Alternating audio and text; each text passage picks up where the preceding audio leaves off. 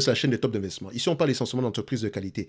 Est-ce qu'on a une opportunité d'investissement en date d'aujourd'hui sur Brookfield Corporation? C'est la question à laquelle on va essayer de répondre en se basant sur les états financiers de la compagnie. Je rappelle que ceci représente uniquement mon point de vue et non un conseil d'investissement. Et comme d'habitude, je me réserve le droit de me tromper. Donc, nous avons une demande spéciale ici d'un de nos abonnés Top Premium. Je rappelle également que si vous voulez qu'on analyse de manière quantitative, rapidement, avec certitude, vos entités, vous pouvez vous abonner directement au service Top Premium. Si en supplément de ça, je vous présente généralement 2 entreprises par mois ici qui me semblent être sous-évaluées. D'accord? Donc, avec des notes d'analyse. Donc, c'est-à-dire que je lis les rapports financiers, j'écoute les conférences calls, je vous présente mes arguments ici si ça vous intéresse. Vous allez lire vous-même vos rapports financiers parce que je vous promets aucun rendement. Ici, on est là pour vous aider à être des investisseurs indépendants. Donc, vous pouvez profiter ici et poser des questions par rapport à l'analyse fondamentale, etc.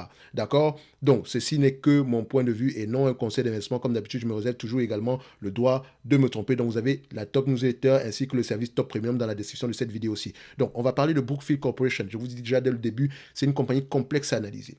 D'accord? Je sais une chose, c'est qu'en analysant la compagnie ici, au niveau des états financiers, je n'aurai même pas 25% du message. Parce que ces entités-ci, ce sont des, comment dire ça, ce sont des mini ETF, si vous voulez. Donc, pour les analyser, il faut analyser chaque entité détenue au sein de cette entreprise. Donc, on appelle ça généralement la somme des parties.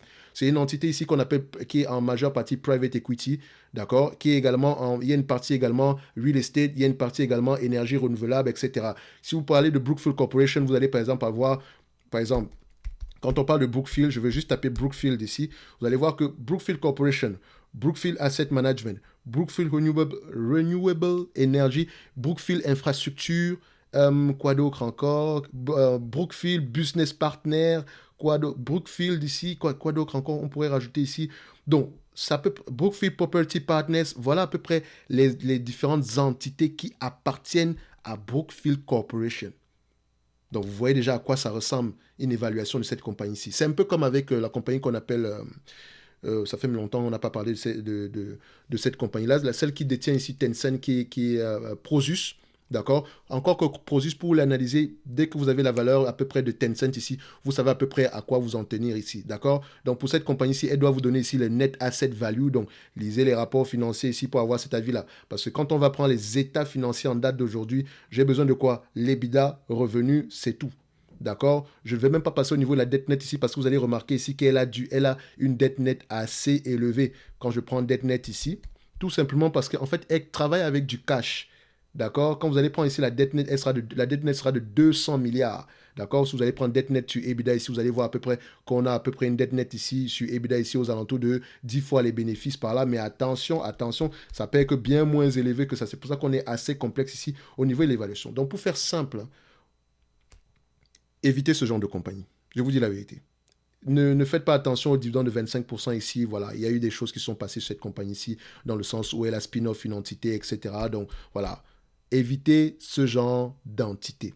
D'accord? Pour votre bien-être mental. Parce que ça demande une lecture approfondie des rapports financiers. Et je dis bien approfondie des rapports financiers. OK? Donc, c'est-à-dire que quand vous lisez ces rapports financiers-là, d'accord? Premier, vous lisez 2020, 2022, 2021 ici pour vous faire à peu près un avis. Vous écoutez les conférences calls, ça faut vous prendre des semaines. D'accord? Et même là, peut-être que vous n'aurez même pas une idée générale de la compagnie. Donc, éviter ce genre de compagnie, c'est assez complexe. Parfois, pour investir, on n'a pas besoin, il ne faut pas que ce soit très complexe. Pas besoin. D'accord? Privilégier la simplicité. C'est pour ça que quand je viens ici, je parle, je dis, OK, PER, etc. Parce que l'investir n'a pas besoin d'être ça n'a pas besoin d'être complexe. Quand c'est trop complexe, on passe à quelqu'un d'autre. OK? Comme on dit souvent ici, allez regarder les small caps, etc. Pourquoi est-ce que je vais m'encombrer avec les small caps alors que je peux déjà avoir une performance ici assez correcte en sélectionnant les bonnes large caps? Et quand vous êtes une large cap ici, vous avez déjà été éprouvé par, il y a de bonnes chances que vous ayez déjà été éprouvé par le temps. Donc, je sélectionne encore celles qui sont déjà cotées en bourse depuis au moins une dizaine d'années, etc. Donc, ça réduit de plus en plus mon champ, comment on dit ça? Ça réduit également ici le nombre d'entreprises qui pourraient m'intéresser à long terme. Et quand je lis mes rapports financiers, je prends mes watchlists, etc. Je lis les états financiers. Donc, ça me permet ici de garder à peu près une watchlist à peu près de 300 à 500 entreprises que je vais uniquement suivre. enfin, quand je dis suivre ici, c'est-à-dire que sur le plan quantitatif, je pourrais les suivre ici, mais j'ai une idée générale à peu près de comment est-ce que se comportent les différentes entités ici. Pourquoi est-ce que je vais me casser la tête avec Brookfield Corporation? Donc, pour Brookfield Corporation, je sais une chose, c'est que, voilà, ça va être une compagnie difficile à analyser. Donc, ça va prendre du temps ici. Bon, pour ceux que ça intéresse, faites attention à ce genre d'entité-là. Donc, au niveau de l'évaluation ici, ça va être très rapide, très, très rapide. Comme je l'ai dit, simple. Je prends ici on va faire ça. Je prends ici je prends la valeur d'entreprise ici sur EBITDA. Donc, valeur d'EBITDA ici, sur valeur d'entreprise sur EBITDA, ça me donne ici à peu près aux alentours de 14 fois les EBITDA. Donc, cette entreprise ici s'est négociée en date d'aujourd'hui à 14 fois les EBITDA. Si on prend les EBITDA ici pour les 12 prochains mois, on est toujours aux alentours de 14 fois ici. Donc, je vais le laisser sur les 12 derniers mois ici. Donc, ce qui veut dire que si je le prends ici par rapport à la moyenne, d'accord, la moyenne, je dis bien la moyenne de cette entité-ci en particulier, je parle bien de cette entité en particulier, sans la comparer à ses semblables ici, qui sont par exemple ici le groupe Carlyle, ou bien également ici, je peux même prendre ça, Blackstone, pas BlackRock, Blackstone. Blackstone ici, d'accord? Donc Blackstone ne va même pas me donner la valeur d'entreprise sur EBITDA ici. Donc si je la compare ici à ses semblables, voilà, il faut que je... Enfin, pour avoir une idée générale ici de comment est-ce que ça se comporte ici, il faut la comparer à ses semblables. Ne soyez pas... Faites attention aux bénéfices nets, au PER, au PER ici, au free cash flow. Elles n'auront pas tendance à rendre justice à cette compagnie-ci. D'accord? C'est un peu comme quand on me demande d'analyser les compagnies comme Vivendi, ou bien Bolloré, ou bien comme compagnie de l'Odet, ou bien comme Wendel. Je sais que ce sont des entreprises qui sont complexes à analyser. Je sais pertinemment que ces entités-là, je ne vais pas, pour lire les rapports financiers, en fait, je vais lire directement les rapports financiers pour le faire. Et voilà, vous savez déjà que si vous me posez la question par rapport à Bolloré, je vous dirai directement que je ne peux pas le faire. Et je vous enverrai sur la chaîne de Philippe de Finance Academy qui a une assez grande expertise sur cette compagnie-là. Et je sais que lui, il a lu les rapports financiers. Voilà, donc je suis sûr et certain que vous aurez la meilleure information sur la chaîne Finance Academy de Philippe. OK? Donc, pour cette entité-ci, si je me fie, je dis bien si je me fie au ratio ici, valeur d'entreprise sur EBITDA ici à 14,5 fois, en moyenne si c'est 16 fois, 16 fois ici la valeur d'entreprise sur EBITDA ici, d'accord? Donc en date d'aujourd'hui ici, enfin c'est 16 fois les EBITDA, en date d'aujourd'hui on cote à 14,5 fois les EBITDA, donc on se dira que l'entreprise est légèrement sous-évaluée ici. Mais quel est le degré de confiance par rapport à cette information si je vous dirais que c'est proche de zéro? Je dis la vérité, simple.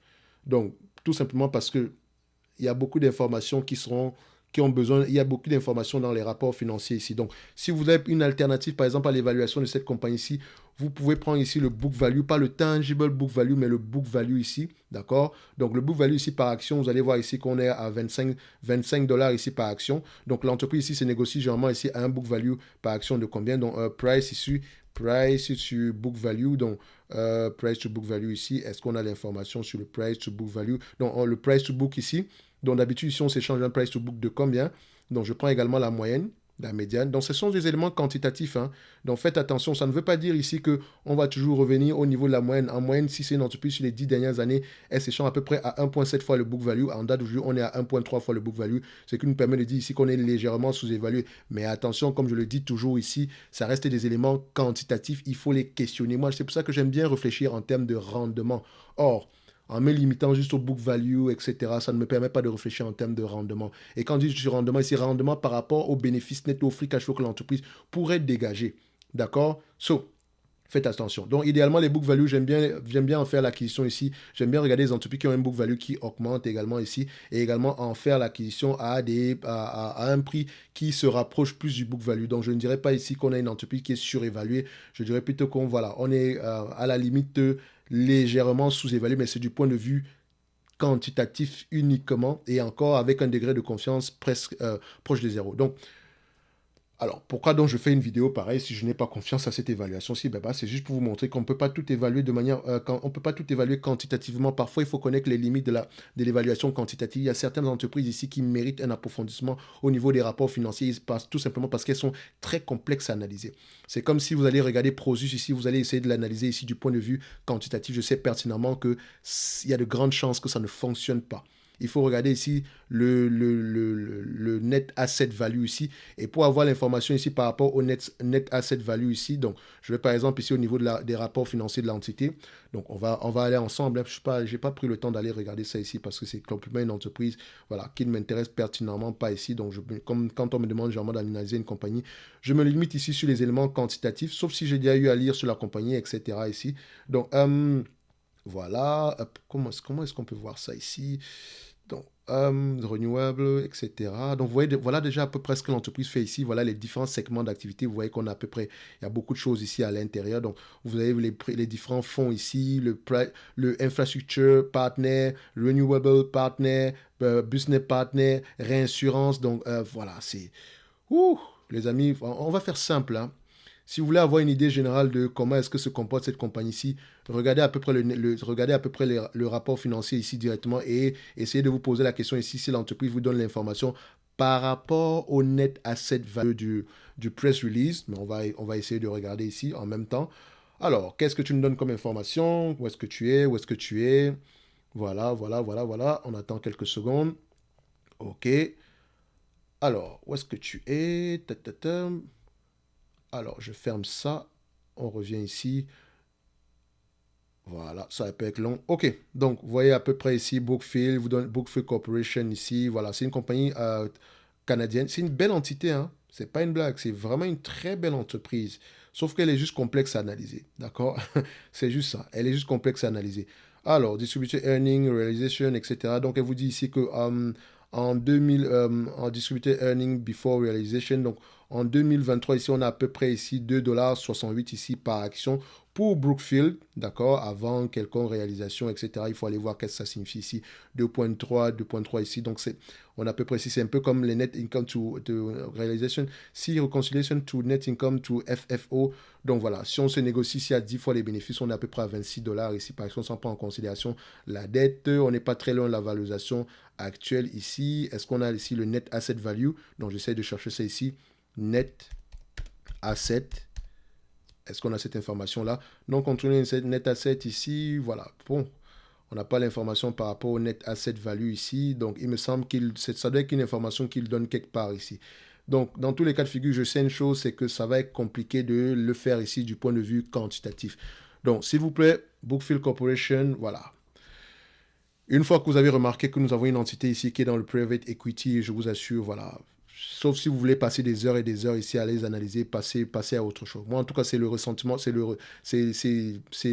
généralement c'est ce que je vous conseille de faire parce que je pense que sur cette chaîne-ci, on a la majeure partie des débutants, d'accord, sur cette chaîne-ci. Et donc, je pense que pour gagner du temps ici, privilégier les entreprises ici qui sont à peu près moins complexes à analyser. OK, mais Brookfield, c'est vraiment un gros morceau. Et si vous voulez l'évaluer ici, voilà, si on le prend de manière quantitative, ici, on va se dire qu'on est à la limite, ici, on est légèrement sous-évalué, sinon correctement évalué. Et voilà, si vous voulez mon avis personnel, je vous dirais éviter ce genre d'entité-ci, tout simplement parce que c'est assez complexe à analyser. OK, maintenant, si vous voulez aller plus loin, libre à vous de le faire. D'accord? Donc, pour ceux qui veulent aller plus loin, on se donne rendez-vous ici dans la Top Newsletter ou bien dans le service Top Premium ici. Donc, on se dit à bientôt. Merci.